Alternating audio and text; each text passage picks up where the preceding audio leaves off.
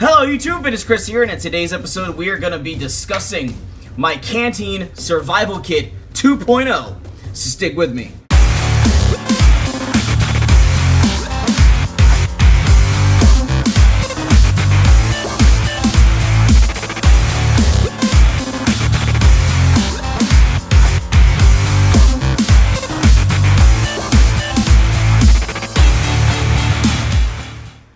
Welcome back everybody, and thank you for sticking with me. Like I said, we're going to be going over my Canteen Survival Kit 2.0.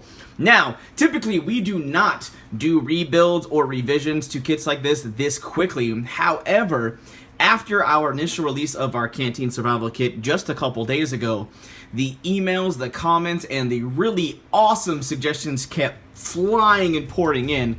So what we did is we had over 300 suggestions for this revision of the kit. So what we did is we took our favorite suggestions and things that were repeated the most often and decided to make a new kit based off the viewer suggestions.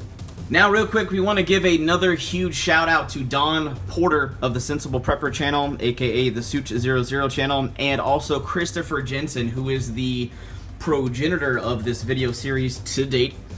And, well, me and Chris and Don lightly talked to me and Chris more so in depth, and he showed me a bunch of kits that he's put together with things that are similar to this. So what we decided to do is take all the suggestions plus some ideas that he gave us, and we had a lot of fun. So this credit to this particular build in this video goes out to all my viewers, Chris Jensen and Don Porter from the Sensible Prepper channel. And I'll put links to the Sensible Prepper's original video and my 1.0 Canteen Survival Kit as well. But I'm done talking. Let's start dismantling this bad boy. So the most obvious visual changes are we actually put a military grade compass on the outside. This is my Kaminga compass. This compass is, I think, is like $69 or something like that. This is a military issue one. This is really, really nice. Next, on the shoulder strap, we actually had a fun little project, and I found the fact that we have Titan survival cord here at the house. I don't know how that slipped my mind, but that Titan survival cord, we decided to take about 25 to 30 feet of it, and we made a nice little Solomon bar weave with this thing. And what that allows us to do, if you guys don't know what Titan survival cord is, it's a really good cordage. It's got wax jute, snare wire, and 8-pound monofilament fishing line, and that will incorporate the next piece that's going to be in our kit. So this gives us a lot of good options outside of paracord.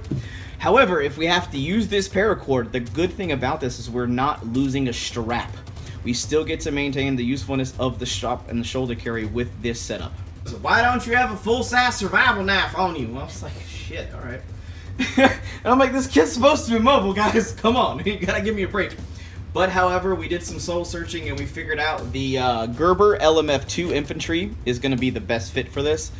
Gives you a 5-inch blade, so you cover that survival knife series. It's got also have a knife sharpener in there, so that'll build the sharpening redundancy in the kit too, which is we're really big of.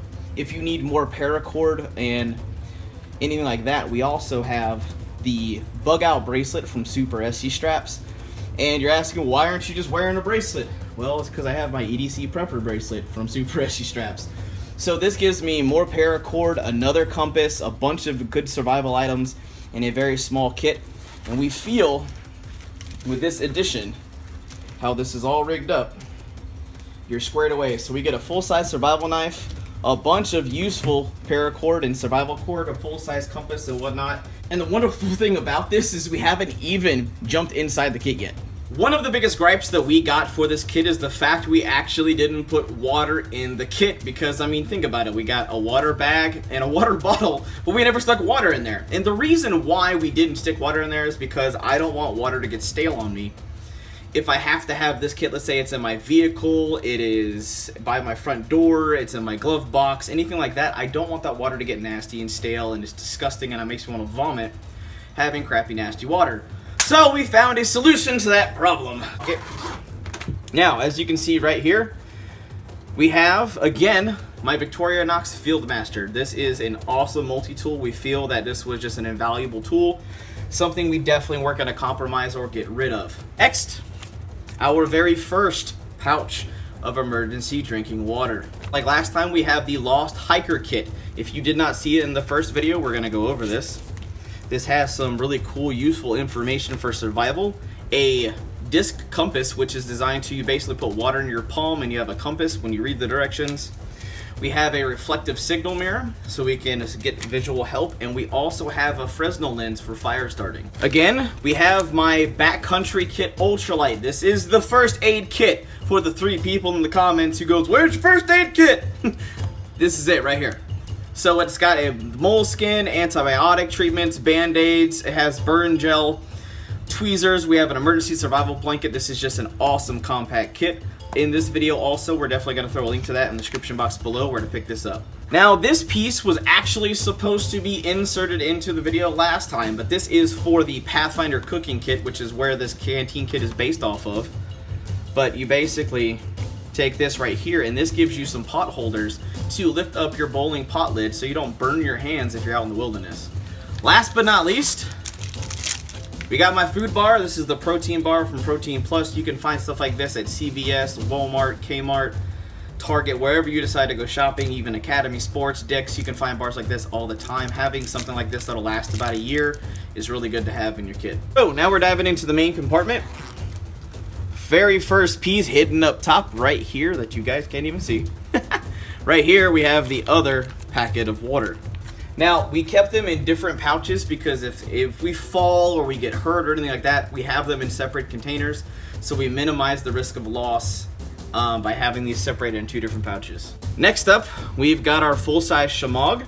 Like I told you in the 1.0 Canteen video, Don Porter of Sensible Prepper decided to add a bandana, which we decided to go with a full-size Shemagh because if you run into inclement weather, cold weather, anything like that, or a really dusty environment, you can cover your mouth, you can filter your water, you can keep yourself a little warmer if you need to. This is just a stupid good idea in our opinion. Also, one thing that we got some crap on is the fact that we did not touch on shelter at all, which is why we were so big about putting that 25 feet of paracord in there, because we get the monofilament line, we get trap line, but we also get the paracord for shelter.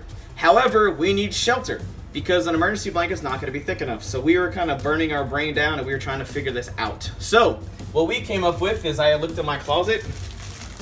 We have 2 mil thick contractor plastic bags, 55-gallon size. These are the super tough. These are some of the strongest ones on the market. These are super tough. So we decided to take one of the bags out and stick it in our kit. So this helps us take care of an emergency shelter if we need it. Also, this can double as a poncho if it gets really rainy and we need to protect ourselves from wet environment. We're gonna go ahead and take the bottle out, and this thing is gonna fall over because that knife, the Gerber, is really freaking heavy. So we've got the cooking kit as last time, but what we decided to do to save on space and awkwardness is we put the actual boiling lid on the bottom. And as before, we've got the 25-ounce Pathfinder camp cooking thing. You can use this to boil water, you can cook in, you can basically do anything you need. And they also give you the emergency stove, which is freaking awesome. This is why we chose the Pathfinder kit. And something else someone touched on and goes, "Well, how much is this kit?" I said it's a compact kit. I never said it was a cheap kit. So we are going to dive into the meat of the water bottle. Now, hopefully for the people who were upset that I didn't fill this with water, I hope the water packets are a good compromise, because that's the best you're getting out of me. And the reason why we did that is because those water packets last about 5 years. And the importance of this kit, in my opinion, as a gear reviewer and a prepper myself, is this gives me a kit that I can take, I can put it in my vehicle, I can leave it in my closet, I can put it by the front door, I can put this anywhere I need it, and just literally forget about it until an absolute emergency arises. I can grab this thing and just freaking go, knowing that I am set and I have a little bit of food, a little bit of water, and I'm okay. So this bottle is full of items. The very first item, which is the easiest to get to, are the 2 AA batteries that are going to coincide with the flashlight.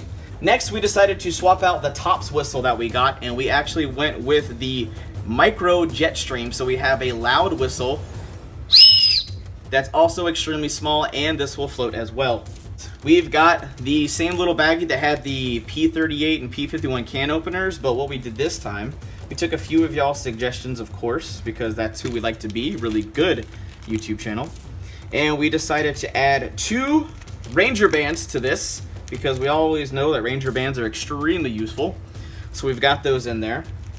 We also decided to keep the scalpel blade, even though some of y'all thought it was silly. We know that what we can use this for is personal preference. It's another backup to the backup to the backup. Also, in conjunction with the can openers, there's the P51 and here's the P38. So we have 2 different can openers if we run into some food we need. They can also be used for cutting. We also have the 12x12 sheet of extra thick aluminum foil. And then for clothing or shelter repair or securing the Shemagh to yourself, we have 5 paper clips. As we did last time, we decided that it was a smart idea to keep the 200 test pound line of Kevlar thread. This is about 30 feet, I think, 30 feet or 30 yards. I will have a link to this as well as everything we have in this kit. Next, we've got the Sawyer mini water filter with the drinking straw. This will be good for a couple 100 gallons because you can't actually wash and rinse this thing out for any reason because we don't have the cleaning kit with it. But this will be good for when you run out of your water. If you can find a water source, it doesn't matter if it's a pool, a toilet, a puddle on the sidewalk, anything. If you have this filter, you will be okay for quite a few days, even a couple weeks, to get yourself back to a safe place. Next up, which a bunch of you have actually been going to check out this video, this is my Micro Altoids fire kit. And this kit is awesome. There's over 60 different fire starters in here. And we also have up to 5 to 8 different ways to start a fire in this kit. If you want to see this video, definitely go down and check it in the description box below. This is an invaluable piece if this is a fun little DIY project you can build for yourself. Next, we've got the Cold Steel Pocket Bushman, which is a sub $30 folding knife that is just stupid tough. We stuck with this, obviously, like we said, because this is pretty much the longest and largest blade that we can stick in this kit, but for a survival situation to coincide and be a backup, big, huge, heavy-duty blade for your Gerber LMF2. That's just awesome. Also, conversely, if you don't like the Gerber LMF2 and you're more of a small, if you want to keep it all small, compact, weight's the biggest issue in your life, you can obviously go back to the Esee Izula. But if you're willing to go a little bit bigger, another alternative option that we were considering in building the 2.0 kit is also the Mora Bushcraft Black. It's got a good clip that you can wear this on your body. It's got a really nice blade, 4.3 inches. Everyone knows the merits of the Bushcraft Black. So those are some alternatives for your knife carry decision making. We've got my UltraLight S2A baton. As you guys know, as far as my channel is concerned, we feel that UltraLight is one of the toughest and most high quality flashlights on the market. We could not love and appreciate this flashlight any more than we already do. But with the thing we love about it the most is it's small, it's really bright, but also takes common use batteries, and we feel in an emergency that is paramount. Next, we decided to swap out the ferro rod for this one. This is the one we got in the Boss Fire Kit, but you can find these on Amazon for about $7.50. What we like about them is these are nice and thin. You have some really good articulation. It's got a really good scraper, and this fire steel physically is the same diameter but longer. This is a new addition to the kit because a bunch of you guys were giving me so much crap for not having a fishing and hunting kit of any kind. So to coincide with the Titan paracord, because the monofilament line and also the copper snare wire, we decided to incorporate this kit. We decided to incorporate some small little zip ties. We have 4 zip ties in here. Also, we have some braided line. Then we've got some nice hooks for fishing. We got some nice grub bodies and fish eggs and things like that. This is really, really nice to round out your kit. We also, to round this out, we have some swivels and some split shot weights to round out the fishing kit. So for those of you who are agitated about the fact that I didn't put a fishing kit in there, I got your back.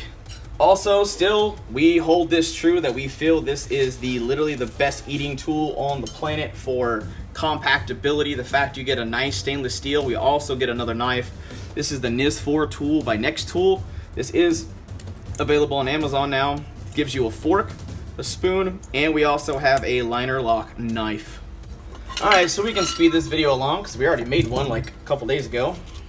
We're gonna go ahead and take this stuff out. Now, we decided for the best course of action, so we could fit a lot of these additional items in there, we took that fat wood on a rope and we decided to replace it with these broken down pieces of fat wood. And to go along with that, so we don't have to ruin our knives, we decided to incorporate this really tiny pencil sharpener. We also got all this stuff in the boss kits from Stanford Outdoor Supply. Along with fire starting, we also have the Exotac fire sleeve with our Bic lighter. So that gives us a way to have a waterproof carry case that also floats. Last and certainly not least on my list is the Smith's Pocket Pal X2. This has a backup compass. We have a diamond rod for shaving out those serrations. We also have an emergency ferro rod. We have an emergency whistle. This also gives us a backup flashlight for momentary on. We also have carbide and ceramic rods for sharpening our blades, so we can use this in conjunction with the Gerber LMF2 setup. So all in all, when it is all said and done, this is our Canteen 2.0 survival kit. And I want to give a huge thank you to Christopher Jensen and Don Porter, the Sensible Prepper channel, for chiming in and giving us some further insight and some fun ideas to add to this kit. But the biggest thing about this video we want to take away is the fact that we were so thankful about how you guys showed up and sent us messages and came in droves, flooding us with useful, awesome, very helpful and positive constructive criticism and ideas for this 2.0 kit. And that's literally the only reason we made this kit so fast, to get this turnaround time done. And just to mention for one final time, this is not a bug out bag, this is not a get home bag, this is a survival kit. As far as kits go, this is a really big kit, but it still gives you the opportunity that if you need to leave at a moment's notice, haul butt down the trail and get to skedoodling, this will square you away pretty nicely. That just about does it for now. If you like this kit and this 2.0 setup that we did for you guys, definitely throw this video a big thumbs up, and don't forget to share this out with all your friends and family and your social media networks so we can keep pushing and growing and keep doing these awesome kind of videos for you guys. Also, down in the description box, as always with every single video, we will have Amazon links and pertinent links down below where you can find all the items where we picked all of this stuff up. But that just about does it for now. I hope you guys have an absolute wonderful day. I'm out.